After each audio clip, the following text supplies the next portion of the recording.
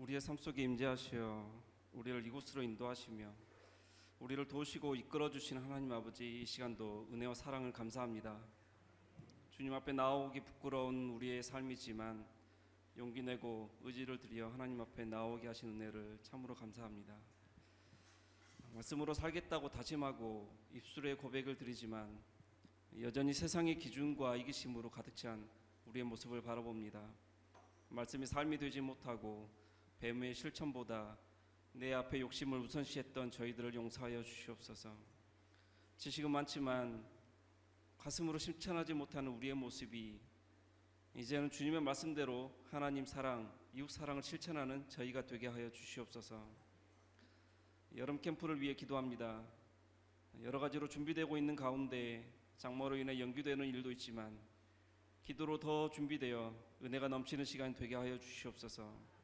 유치부부터 작년까지 이 시간을 통해 믿음이 한 단계 도약할 수 있게 하시고 회심의 시간이 되게 하여 주시옵소서.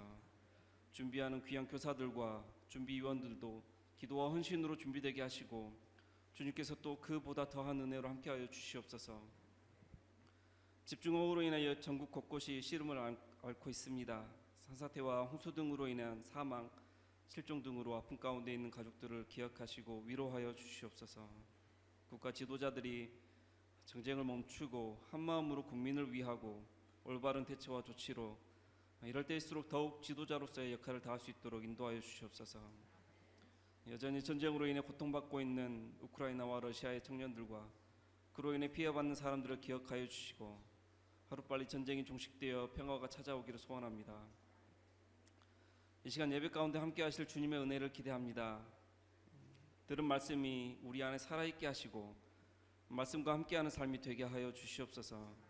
말씀이 삶 속에 실천되게 하시고 내가 있는 곳에서 천국을 이루어가는 저희들의 삶이 되게 하여 주시옵소서.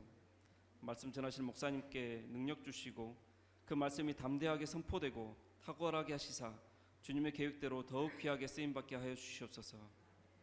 이 시간 예배의 시종일을 주님께 의지하며 예수님 이름으로 기도합니다.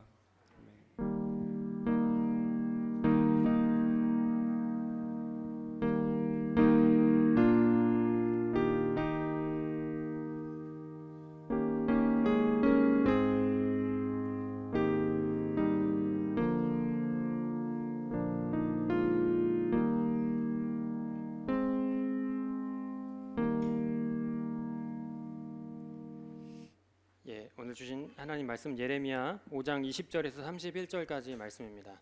제가 봉독해 올리겠습니다. 너는 이를 야곱 집에 선포하며 유다에 공포하여 이르기를 어리석고 지각이 없으며 눈이 있어도 보지 못하며 귀가 있어도 듣지 못하는 백성이여 이를 들을지어다.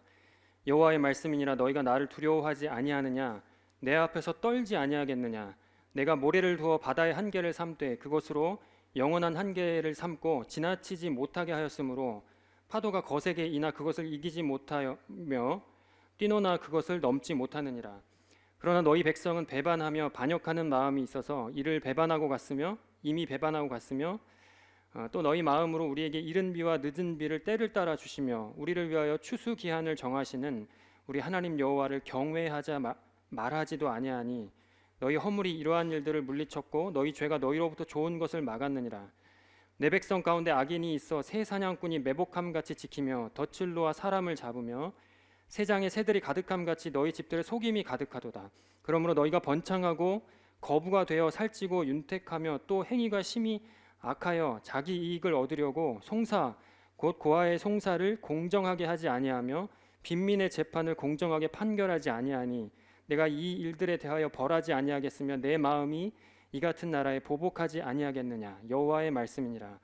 이 땅에 무섭고 놀라운 일이 있도다. 선지자들은 거짓을 예언하며 제사장들은 자기 권력으로 다스리며 내 백성은 그것을 좋게 여기니 마지막에는 너희가 어찌하려느냐. 아멘. 예레미야 당시 고대 근동은 두 개의 강 지역, 두 개의 강이라 하면 유프라테스 강하고 티그리스 강 지역입니다. 이곳은 메소포타미아 지역이라고 합니다. 이 메소포타미아 지역하고 이 나일강, 그 풍요로운 삼각주 기억하시죠? 요 지금 동그라미 친 두 개. 요 나일강 애굽 지역 중심으로 요 패권이 늘 형성이 되어 있었습니다. 예레미야 시대뿐만 아니고 이 두 지역은 가장 풍요로운 지역이었기 때문에, 이 비옥한 초승달 지역, 요 두 지역은 가장 풍요로운 지역이었기 때문에 늘 고대 세계의 중심이었습니다. 우선 애굽은 역사적으로 매우 오랜 기간 국가를 유지하면서 다른 나라에 엄청난 영향력을 행사했습니다. 쉽게 침입하지 못하고 공격하지 못하는 지형을 갖고 있었기 때문에 굉장히 오랜 기간 국가를 유지했죠. 고대 근동에 1인자, 2인자 자리를 놓친 적이 없습니다. 그러니까 명실상부 최강대국이었죠. 그만큼 오랜 기간 축적된 정치 문화 이 가운데서 이 고대 세계에 아주 큰 영향력을 매일 미치고, 사실은 문화적으로는 고대 세계를 지배했다고 할 수 있습니다. 예레미야가 활동했던 당시에도 마찬가지였습니다. 이때가 주전 630년에서 580년대 그쯤 되는데요. 이때에도 여전히 애굽은 주변국에게 아주 강력한 위세를 떨치던 이 절대 강국이었습니다. 두 개의 강 지역, 이것도 마찬가지입니다. 나일강 지역과 유일하게 맞대적할 수 있는 라이벌이 자리했던 지역입니다. 그 중엔 우리가 잘 알고 있는 아시리아, 아수르라고도 부르죠. 아수르, 그리고 나중에는 바벨론, 페르시아가 이렇게 생각이 나실 겁니다. 대표적으로 아수르는 근동의 공포, 이렇게 별명이 붙여질 정도로 막강한 군사력을 자랑한 대제국이었습니다. 전성기 때에는 북이스라엘을 멸망시켰고요, 애굽까지 점령을 했었던 적이 있습니다. 이집트 수도까지 점령을 하고 고대 근동을 통일시켰던 적이 있을 정도로 아주 강하고 큰 나라였습니다. 이렇듯 고대 근동의 중심지였던 이 나일강과 두 개의 강 어떻습니까? 근동의 막강한 두 세력이 힘의 균형을 이루고 평화를 유지하면서 사이좋게 잘 지냈을까요? 네, 그렇지 않죠. 패권을 차지하기 위한 그 전쟁과 싸움의 소식은 늘 끊이지 않았습니다. 매번 긴장하면서 생존을 위해서 서로 치열하게 분투한 역사가 이 고대의 역사라고 할 수 있습니다. 특별히 예레미야가 활동했던 이 당시에는 이들 초강대국들의 패권 경쟁이 가장 치열했던 시기라고 할 수 있습니다. 나일강은 한때 아수르로 인해서 구겨진 자존심을 회복하고자, 그러니까 아까 방금 말씀드린 대로 아수르가 이제 7세기 중반이 가장 최전성기였는데, 이때의 그 애굽의 수도 멤피스 혹은 테베 이런 지역들까지 점령을 해서 아주 이제 이집트의 자존심을 구겼었던 그런 적이 있습니다. 7세기 중반, 이게 650년경이라고 할 수 있는데, 이때 정말 전통적인 패권국이었던 애굽으로서는 매우 뼈아픈 기억이었죠. 네, 아마도 이런 이유가 크게 작용했을 거라 보는데, 그 패권을 회복하고자 애굽이 북방으로 진출할 기회를 호시탐탐 노리고 있었습니다. 그런 중에 이 두 개의 강 지역에서 심상치 않은 움직임이 발생하기 시작합니다.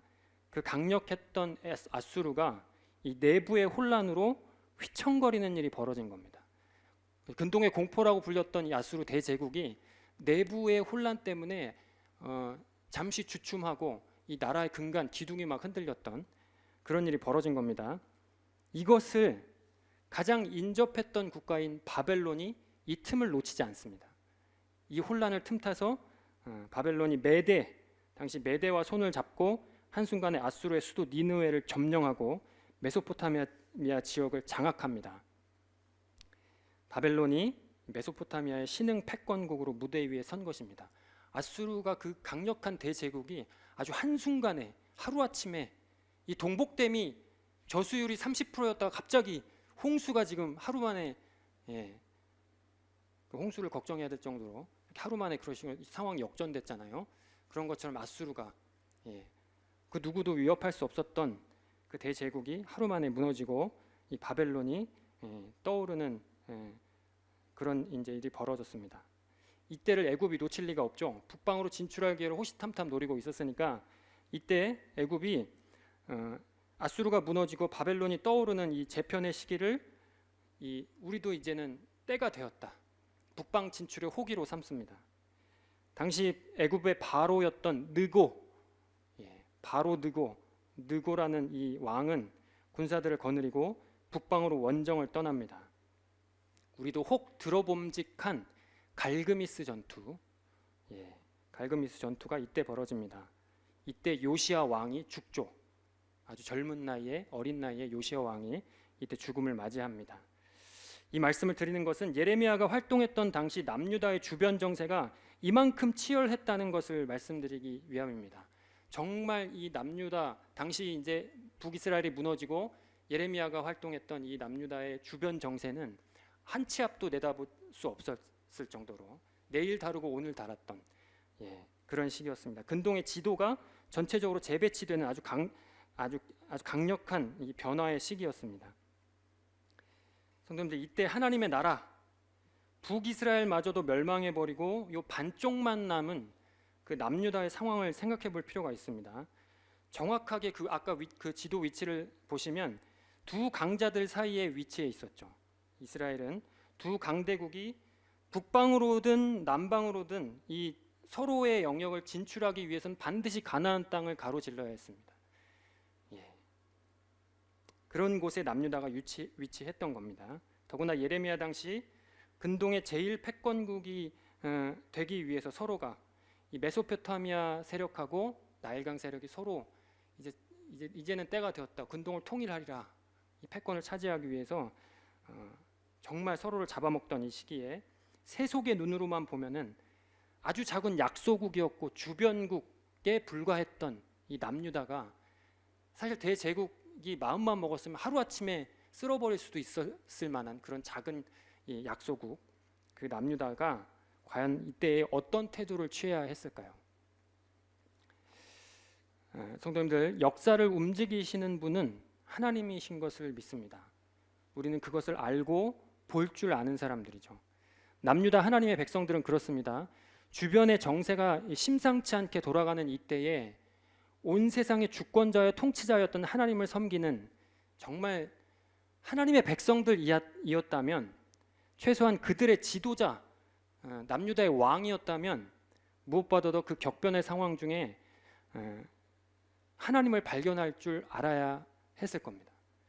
그 역사를 움직이시는 분, 이 정말 이 대제국이 움직여서 서로 오늘 지도가 바뀌고 내일 지도가 바뀌는 이런 때에도 여전히 하나님께서 이 역사의 주권자시라는 것을 믿음으로 고백하고 그 하나님을 볼 줄 아는 그 시각과 안목과 눈이 이 지금 남유다 백성들, 또 최소한 이 남유다의 왕, 하나님 나라라 불렸던 남유다의 왕이라면 그런 안목을 유지하고 있어야 했을 겁니다. 견고한 믿음을 가지고 하나님의 관점에서 정세를 판단하고 어떻게 해야 하는지를 결정하는 일이 필요했다는 말입니다. 하지만 이스라엘 백성들, 남유다 사람들은 진작부터 이 일에 철저하게 실패합니다. 애굽에 붙을까? 아수르에 붙어야 하나? 바벨론이 대세라는데 바벨론에 손을 벌려볼까? 이 세속 정치 안에서 갈피를 잡지 못하는 상황들이 계속 반복됩니다. 물론 우리가 한 나라의 운명을 결정하는 그 위정자의 위치에 있었다면, 우리가 만약에 그 약소국 남유다의 왕이었다면, 오늘과 내일 지도가 바뀌는 때에 당장 눈에 보이지 않는 하나님만을 바라보는 일이란 결코 쉽지 않았을 겁니다. 당장 수백만의 군사가 눈앞에 와 있는데 그때에도 하나님만 바라보는다는 것은 정말 쉽지 않았을 겁니다. 왕이었다면 아마 더 그랬을 것이라 생각됩니다. 아무리 신앙이 좋아도 수없이 고뇌하고 갈등하고 했을 겁니다. 그러니까 그 말은 무슨 말이냐면 그런 믿음이 있어도 될까 말까 한 상황이었다는 의미입니다. 그런데 지금 예레미야 시대 이스라엘은 그런 실력은커녕 우상에게 중독되어서 앞뒤 분간하지 못하는 바보 국가가 된 지 오래였습니다. 성도님들, 우리가 예레미야를 묵상하고 있습니다. 예레미야는 이스라엘의 확정된 심판과 멸망을 선포합니다. 하나님 나라를 일컬어졌던 이스라엘, 이 남유다가 이제 도저히 가망이 없는 지경에까지 이른 것입니다. 더 이상은 회생 불가능한 그런 상태. 격동의 시기 이리저리 휩쓸려 다니느라고 정신을 차리지 못하고 있는 그런 남유다의 모습입니다. 오늘 선지자는 그 원인이 무엇이라고 고발합니까? 우상 숭배입니다. 오늘 5장을 본문으로 정했는데 5장뿐만 아닙니다. 예레미야의 고발과 탄식은 이스라엘의 우상 숭배로 모아집니다. 우상 숭배라. 저는 예레미야 시대의 남유다의 행태를 우상 중독이라고 표현합니다. 중독에서 헤어나오지 못하는 백성들을 향한 이 선지자의 눈물, 그 외침, 안타까운 절규, 이것을 우리의 것으로 삼았으면 좋겠습니다. 한시라도 깨어있지 않으면 언제 어떤 우상들에게 마음이 미혹당할지 모르는 이 세상이기 때문에 오늘 본문의 메시지는 그런 점에서 매우 의미 있다고 말씀드릴 수 있겠습니다. 우상 숭배는 조작이 가능한 이방 제의를 통해서 자신의 안정과 번영을 도모하려는 거짓 믿음이라고 아주 간략하게 정의할 수 있습니다. 본질적으로 인간은 이 생명의 근원 되신 하나님께서 애정을 듬뿍 담아서 창조하신 피조물이기 때문에 하나님과의 관계 속에서만 참 만족을 누리고 생명을 체험받을 수 있습니다. 하나님께서 정말 정성을 들여서 우리를 창조하셨죠. 하나님 없이는 우리가 만족할 수 없는 존재라는 것이 이 창세기 기사에서 우리가 드러납니다. 하나님께서 흙으로 인간을 빚으시고서 그 코에 생기, 당신의 숨을 불어넣으시는 장면에서도 단적으로 우리는 하나님으로만 정말 체험받을 수 있다는 것을 확인할 수 있습니다. 하나님께서 당신의 호흡을 불어넣으셨다는 것은 사람이란 하나님의 호흡으로 사는 존재요, 창조주 하나님과의 관계 안에서 그분과 교제할 때만이 생명으로서의 가치를 향유하고 참으로 만족할 수 있는 그런 존재라는 의미입니다. 하나님의 호흡을 갖고 있는 존재, 하나님과 같이 호흡할 때 우리가 참 만족할 수 있고 생명으로 체험받을 수 있습니다. 그러나 인간은 사단의 속임수에 넘어가 스스로가 하나님과 같이 되고자 했습니다. 한낱 피조물인 인간이 온 우주를 창조하신 하나님과의 그 생명의 관계를 스스로 단절시켜 버리고 하나님을 거부한 사건입니다. 하나님의 생명에 의존하여 사는 존재임을 부정하고 그로부터 공급을 스스로 끊어버린 엄청난 일을 저질러 버린 것입니다. 하나님과 이러한 관계 단절은 인간 내면의 공허와 결핍, 불안, 두려움을 일으켰습니다. 하나님의 호흡으로 살게 되었는데 그 호흡의 주인이신, 우리 숨의 주인이신 하나님을 거부하고 잃어버렸습니다. 이렇게 생명의 근원을 상실하니까 자연스럽게 혼돈과 공허가 찾아오고 두려움과 불안이 존재적 정서가 된 것입니다. 우리는 늘 어디에 의존하며 기대하며 사는 존재이죠. 지금도 사실 이 건물 위에 땅을 딛고 우리는 이 건물에 기대며 삽니다. 스스로 독립해서 존재할 수 없는 사람들이죠. 근데 하나님, 우리의 의존의 근원, 생명의 근원이신 하나님과 관계를 끊어버렸습니다.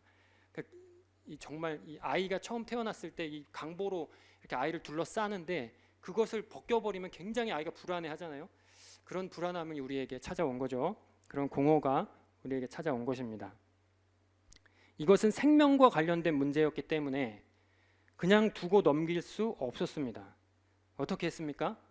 이것을 극복하기 위해서 인간이 한 일이 무엇입니까? 그것이 바로 우상입니다. 모든 피조물의 우상화라는 아주 기가 막힌 방법을 고안해냅니다. 예레미야를 통해서 하나님은 이것을 다음과 같은 은유를 사용해서 표현하십니다. 내 백성이 두 가지 악을 행하였나니 곧 그들이 생수의 근원되는 나를 버린 것과 스스로 웅덩이를 판 것인데 그것은 그 물을 가두지 못할 터진 웅덩이들이니라. 하나님 나라 이스라엘도 예외가 아니었습니다. 그들은 생수의 근원이신 하나님을 버리고 터진 웅덩이를 팠습니다. 터진 웅덩이, 결코 채울 수 없는 웅덩이입니다. 하나님은 생수의 근원이라 이 생수의 근원을 잃어버리니 이 타는 듯한 갈증이 찾아오고 이를 도저히 해결할 수 없습니다. 그러면 어떻습니까? 다시 생수의 근원 대신 하나님께 찾아가면 될 텐데 인간은, 이 완악한 인간은 그렇게 하지 않습니다. 왜 그렇습니까? 하나님은 인간이 통제할 수 없는 분이기 때문입니다. 대신 다른 방법을 고안합니다. 그것이 터진 웅덩이, 우상, 다시 말하면 우상입니다. 우상 숭배는 참 아이러니합니다. 생명의 근원 되신 하나님을 떠나버리니 결코 스스로 존재할 수 없는 그 의존적 피조물, 절대로 독립해서 존재할 수 없는 어딘가에는 분명히 의존해야만 하는 이 피조물인 인간에게는 그 하나님을 떠나버리니까 견딜 수 없는 공허와 갈증이 찾아옵니다. 그런데도 인간은 하나님께로 돌아가지 않습니다. 왜냐하면 하나님께서 온 우주의 왕이시고 주권자이시기 때문입니다. 굉장히 아이러니한 일이죠. 내가 어떻게 할 수 없는 분이라는 말입니다. 예. 그런 인간에게 돌아가지 않고 인간은 하나님이 아니라 내가 왕이 되어야 되거든요. 내가 주인이 되어야 되고 내가 주권자가 되어야 됩니다. 내가 하나님이 되어야 되기 때문에 하나님께로 돌아가면 되는데 가지 않습니다. 유한함과 불완전함, 우리가 완전하지 않은 인간이니까 너무 존재의 불안함이 있죠. 그 유한함과 불완전함에서 오는 공허와 공포는 견딜 수 없겠고, 그럼에도 내가 왕이 된 자리에서 내려오기는 싫습니다. 이 둘을 동시에 충족하고자 인간이 만들어낸 방법이 우상이라는 말입니다. 나를 통제하는 하나님은 버리고 내가 통제할 수 있는 신을 만들어 버렸습니다. 믿을 만한가 그렇지 않은가 따지지 않습니다. 다만 내가 원하는가 원하지 않는가가 유일하고 중요한 기준일 뿐입니다. 그것이 우상숭배의 본질입니다. 그러니까 우상숭배는 신을 경배하거나 사랑하려는 것, 신을 정말 애써서 따르고 좋아하려는 것이 결코 아니고 지독한 자아숭배의 구체적인 방식입니다. 나를 만족시키고 나를 탐닉하고 나를 숭배하는 일이 우상숭배입니다. 이스라엘은 하나님의 백성이라는 영광스러운 정체를 가진 민족이었습니다. 그들은 하나님께서 생명의 근원이시고 본질이고 유일한 주권자이심을 배웠습니다. 다른 이방 민족들, 이방 나라들은 말을 하지 않습니다. 이 이스라엘은 그것을 알고 배웠습니다. 끊임없이 가르쳤습니다. 하나님은 당시 독보적인 절대 왕정 체제 하에서 온 세계를 주름잡았던 저 강대국 이집트, 그들의 위대한 신들을 벌레 다루듯 무참히 진멸하시고 당신의 백성들을 꺼내신 분이셨습니다. 아주 밟아버리셨죠. 그들은 이 당시 초강대국 애굽의 신들이었습니다. 나라와 나라 간의 싸움은 신들과 신들의 싸움이었습니다. 고대 세계에서는 이 초강대국 애굽의 신들을 아주 우습게 벌레 다루듯 무참히 밟아버리시고 당신의 백성들을 꺼내신 분이셨습니다. 그것을 눈앞에서 목격한 사람들이 이스라엘 백성들이었습니다.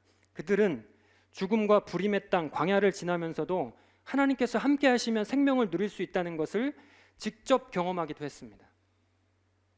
금방 있다 사라질 것에 목숨 거는 인생 아니고 영원하신 하나님만이 유일한 목적인 삶을 연습했고 훈련했습니다. 예레미야는 이 시기를 신혼의 때였다 이렇게 고백하고 표현합니다. 내가 너를 위하여 네 청년의 때의 인애와 네 신혼 때의 사랑을 기억하노니 곧 씨 뿌리지 못하는 땅 그 광야에서 나를 따랐음이라. 이렇게 이야기합니다. 예레미야가 이 광야 세대에 완고하고 정말 늘 불평하고 불만했던 그 반역의 역사를 몰라서 이렇게 표현한 것이 아니고요. 불평 불만이 있을지언정 그곳에는 바알은 없었습니다. 오직 하나님만 바라봐야 했던, 오직 하나님만 바라봤던 때였기 때문에 예레미야는 이 광야를 신혼기로 본 것입니다. 정말 하나님 앞에 온갖 폐악질을 다 하고 화를 내고 못할 질 많이 했지만 그래도 그때는 하나님만 바라봤던 시기였습니다. 그래서 예레미야, 호세아도 마찬가지입니다. 유일하게 호세와 예레미야는 광야 시기를 신혼기로 봅니다. 오직 하나님만 바라봤던 시기. 그런데 이와 같은 신혼의 단꿈은 어떻습니까? 가나안에 들어가자마자 겨우 한 세대, 단 한 세대 만에 산산조각이 나고 맙니다. 하나님께서 우상들을 그토록 경계하신 것은 그와 같은 우상들의 인간이 얼마나 취약한지를 아셨기 때문입니다. 하나님만이 그들의 보호자여 산성이시라 하는 사실을 받아들이고 인정하는 연습을 40년 동안 계속했던 그 신혼의 때가 무색하게도 광야 세대가 저물자마자 이스라엘은 곧바로 바알에게 몸과 마음을 내어줘 버립니다.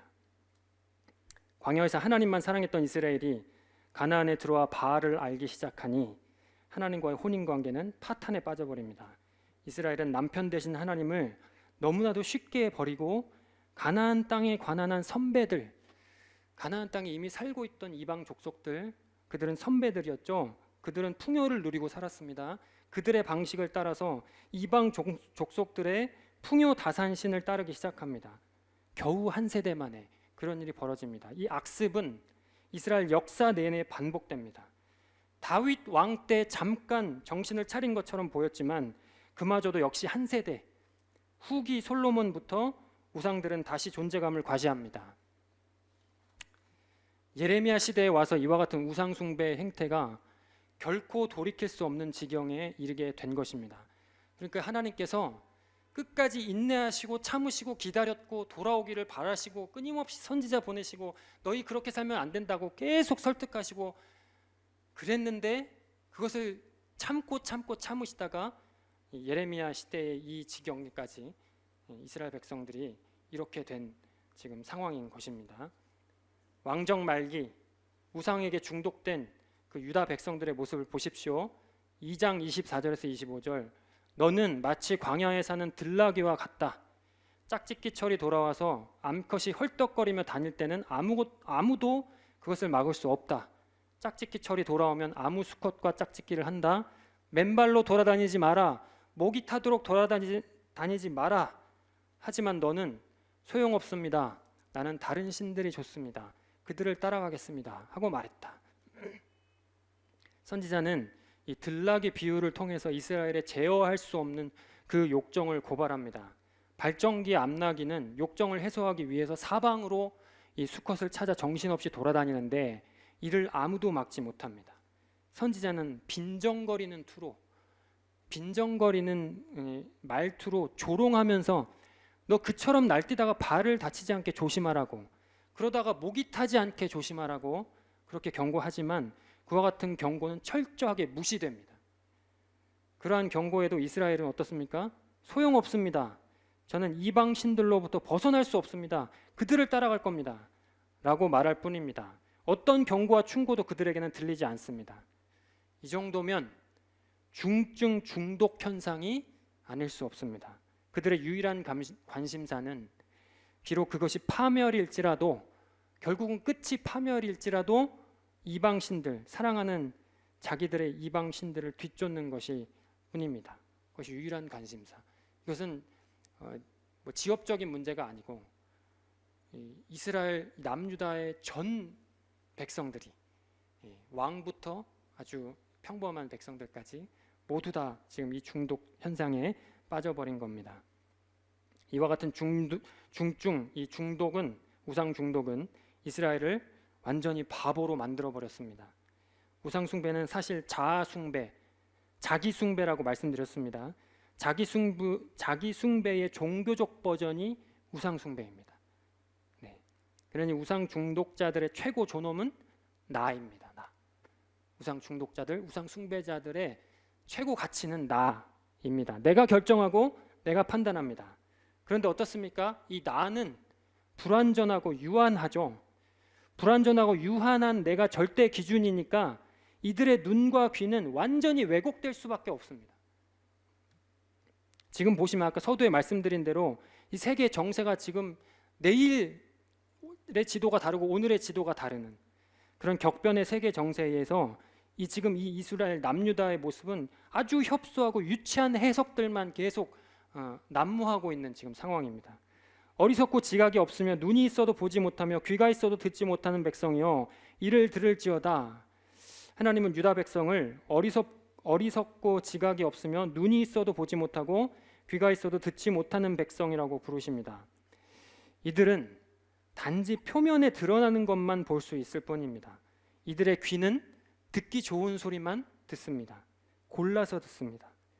눈에 보이는 역사를 배후에서 주관하시는 역사의 주권자 하나님의 손길을 알아볼 실력도 없었고 그분의 음성을 깨닫지도 못합니다. 끊임없이 선지자를 통해서 그 목소리를 발하셨는데도 듣지 않습니다. 귀를 닫고 선택된 자기들의 판단에 좋은 소리만 그렇게 듣는 상황입니다. 그들 앞에 닥친 역사적 현실은 다만 인간의 정치 세속적 사건일 뿐입니다. 그 배후에 누가 있는지 전혀 깨닫지 못합니다.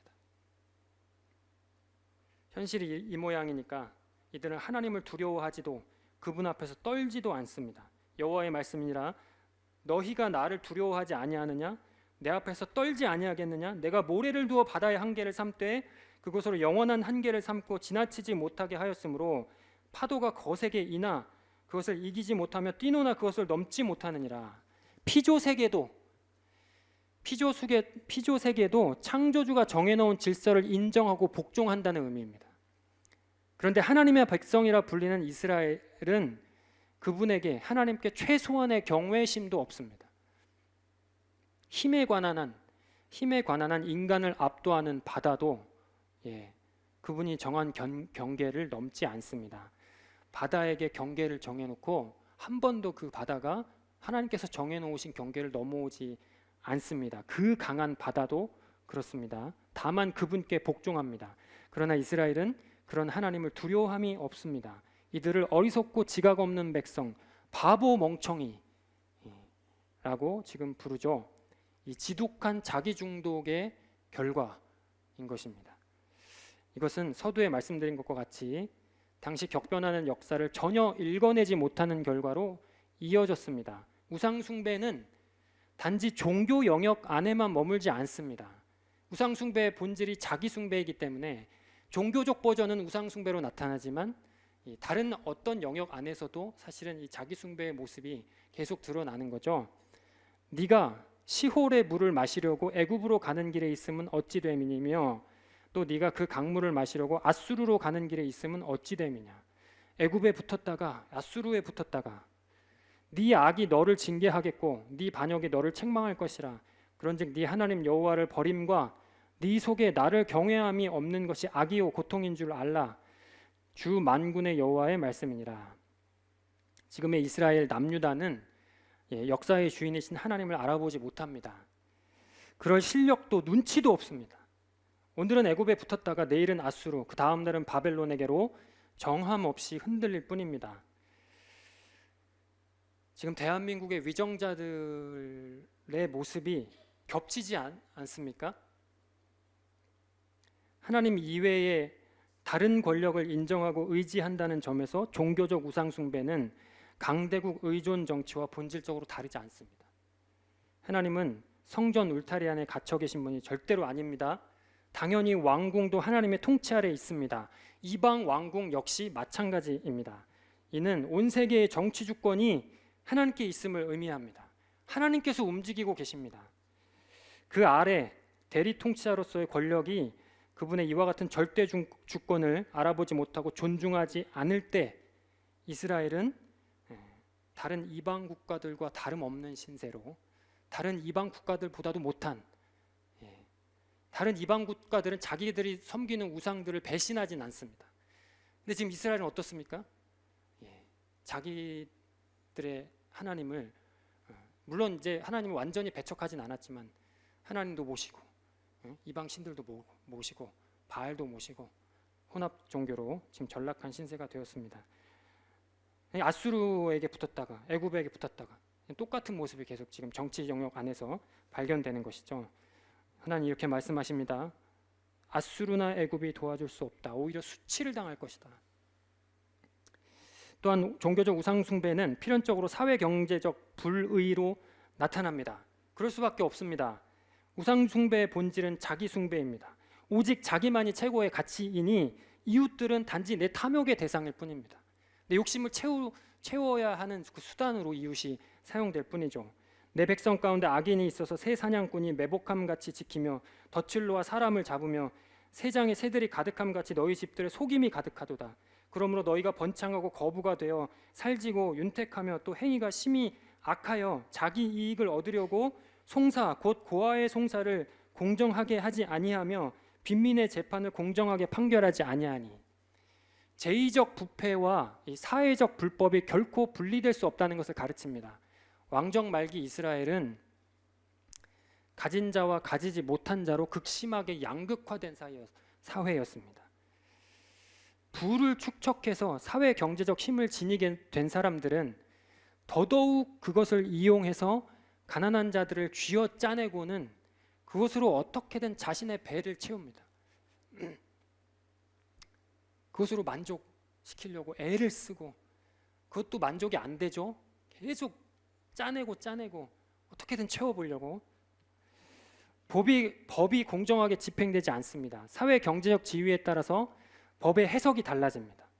이들이 세력을 더해갈수록 가난한 자들의 사회적 법적 권리는 철저하게 무시됩니다. 약자인 과부와 고아들이 전혀 존중받지 못하는 사회입니다. 강자의 희생제물로 전락한 이들의 한을 어느 누구도 신경 쓰지 않습니다. 모두 자기 탐욕에만 관심을 기울일 뿐입니다. 이런 불의하고 파렴치한 사회에 대해서 하나님 뭐라고 말씀하십니까?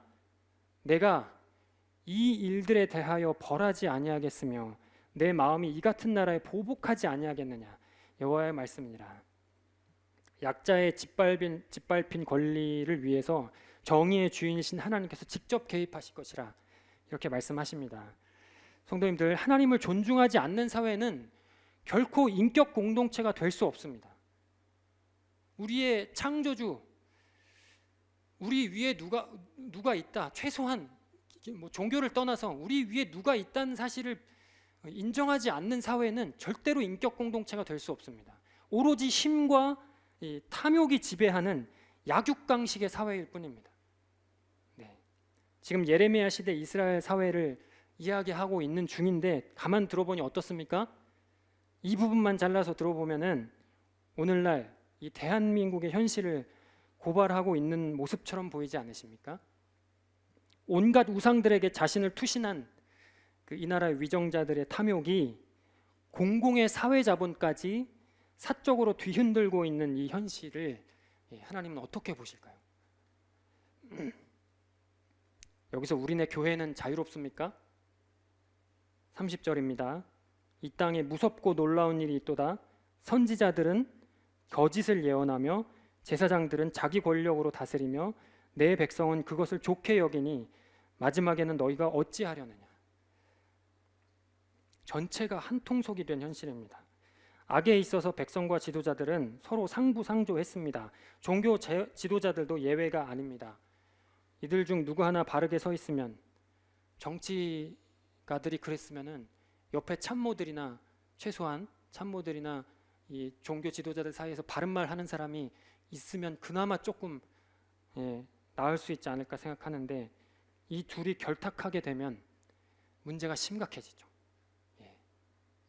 왕정 말기 이스라엘의 모습 속에서 지금 우리나라의 모습이 겹쳐 보이는 듯합니다. 이럴 때 교회가 깨어있지 않으면 우리가 어떻게 되겠습니까? 이 땅에 무섭고 놀라운 일이 있도다. 선지자들은 거짓을 예언하며 제사장들은 자기 권력으로 다스리며 내 백성은 그것을 좋게 여기니 마지막에는 너희가 어찌하려느냐. 이와 같은 심각한 경고를 우리가 잘 기억했으면 좋겠습니다. 하나님께서 우상 숭배를 왜 그토록 경계하시고 경고하셨는지 기억해야 합니다. 자기 중심성은 매우 집요합니다. 우리 성도님들 다 경험하시죠? 자기 숭배는 누구도 막지 못할 심각한 중독증에 이르게 한다는 것을 잊지 마십시오. 이것이 우리를 얼마나 쉽게 넘어뜨리는지 저도 그렇고 우리 성도님들도 익히 경험하고 있으리라 봅니다. 나를 부추겨 세우는 일은 인류의 첫 번째 범죄부터 시작된 일에 가장 강력한 미혹으로 하나님마저도 자기 발 아래 어떻게든 끌어내려야 직성이 풀리는 그때까지 이르게 한다는 것을 오늘 성경과 역사는 가르칩니다. 자기에게 집착하면 할수록 절대자 하나님마저도 자기 발 아래 끌어내려 버려야 직성이 풀리는 것이 우리 인간의 자기 중심성입니다. 성도님들, 우상 숭배는 예나 지금이나 강력한 쾌락, 거짓 만족, 그 심리적 안정의 형태로 나타납니다. 어느 시대나 그랬습니다.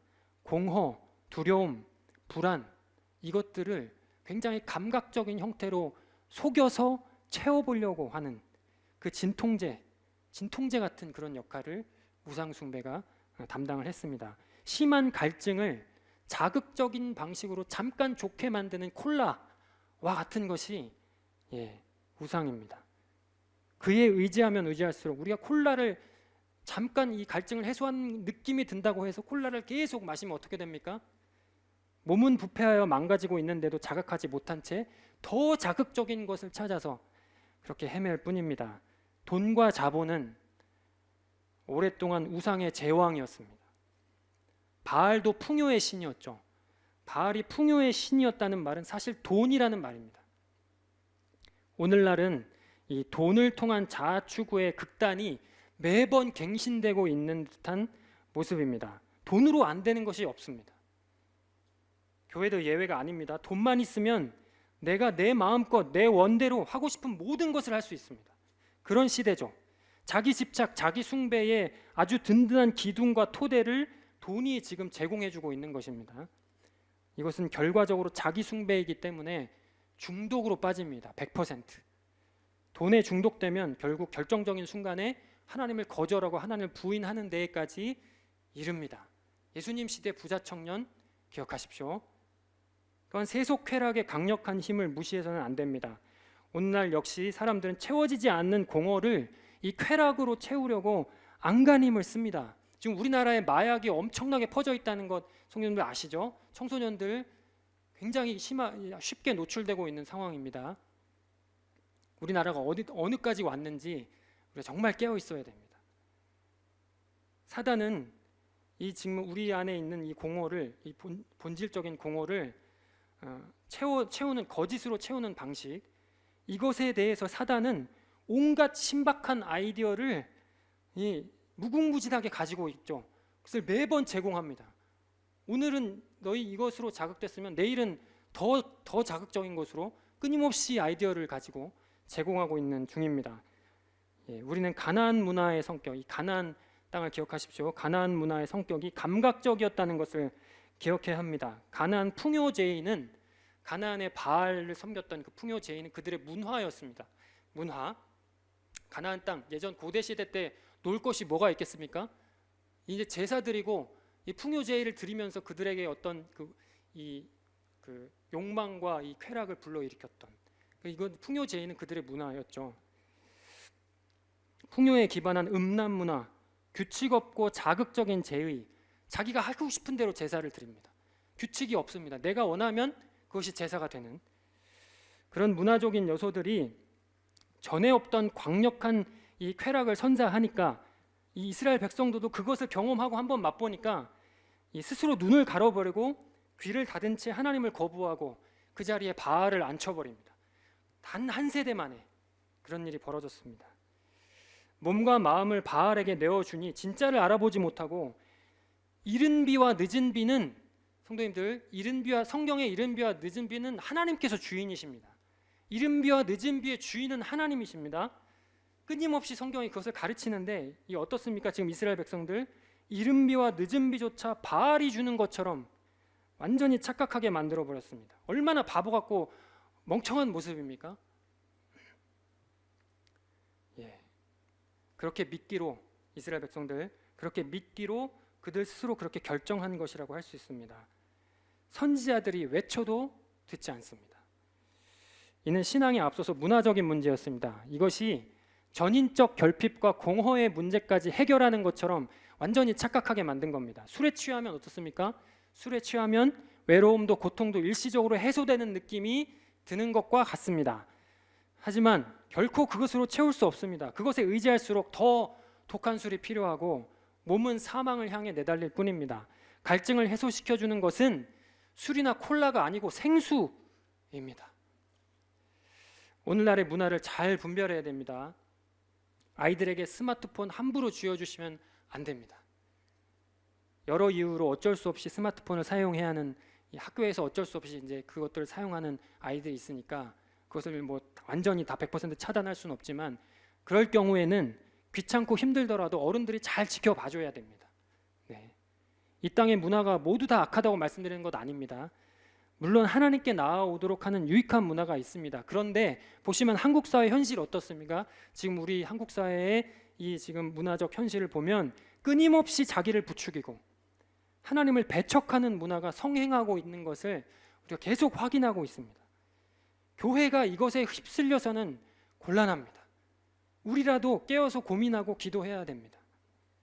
이런 점에서 교회 문화가 당연히 세속 문화보다 심심할 수밖에 없습니다.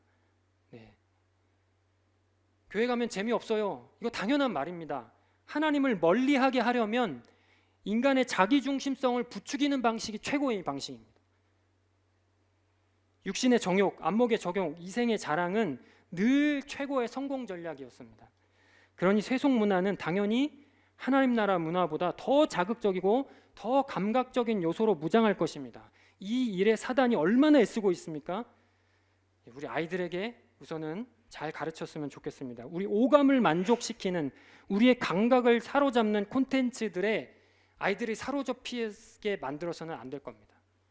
그것이 우리를 바보 멍청이로 만든다고 끊임없이 가르쳐 줘야 됩니다. 교회가 재미없다는데 아이들이 늘 하는 말이죠. 교회는 재미없어요. 맞다.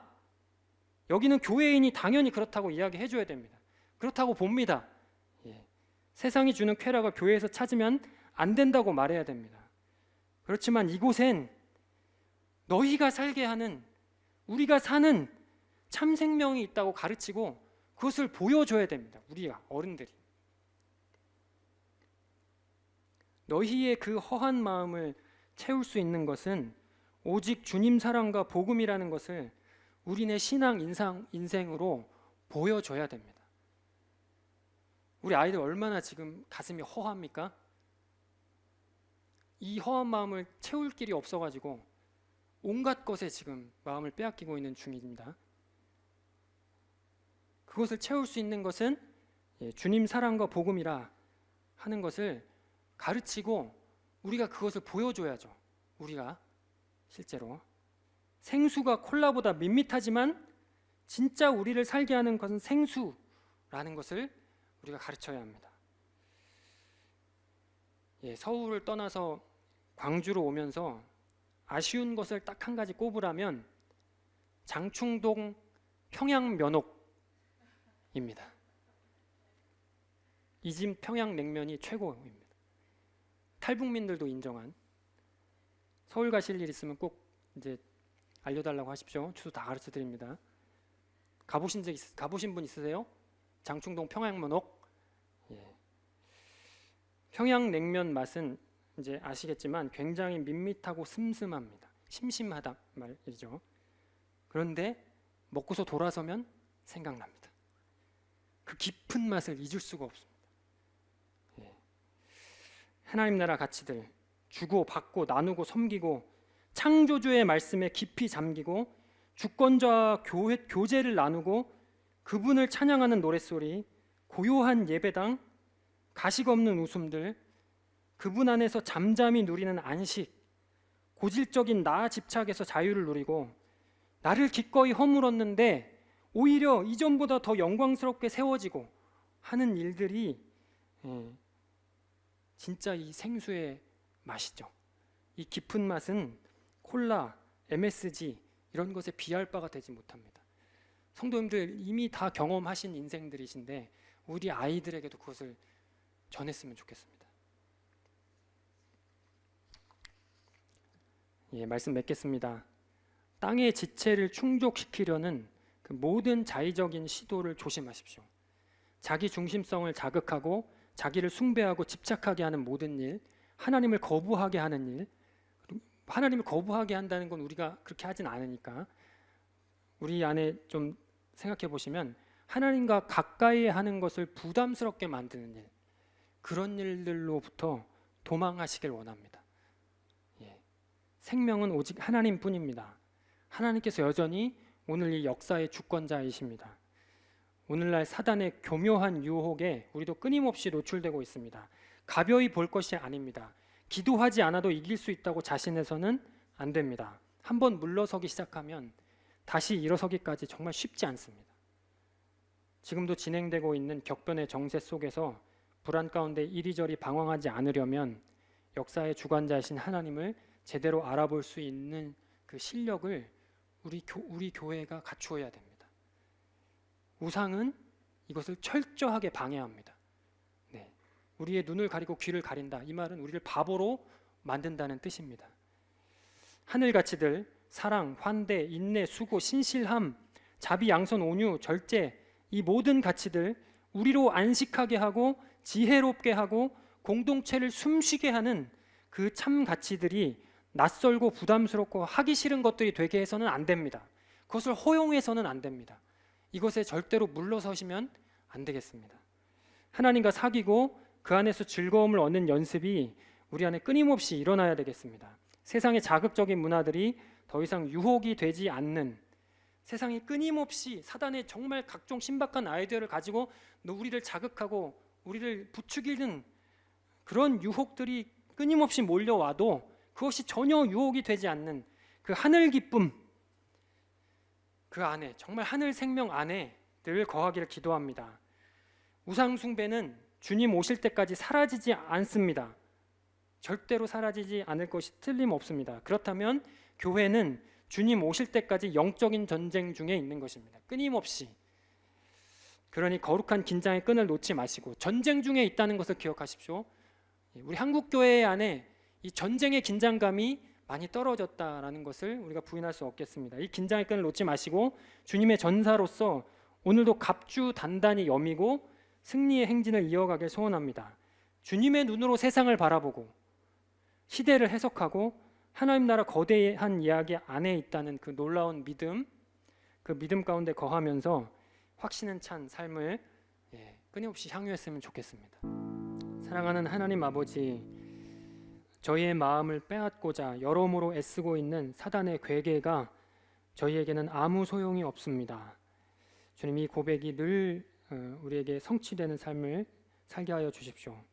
주님 함께 하사 주님만 바라보는 참 백성으로 오늘도 살아가기를 원합니다.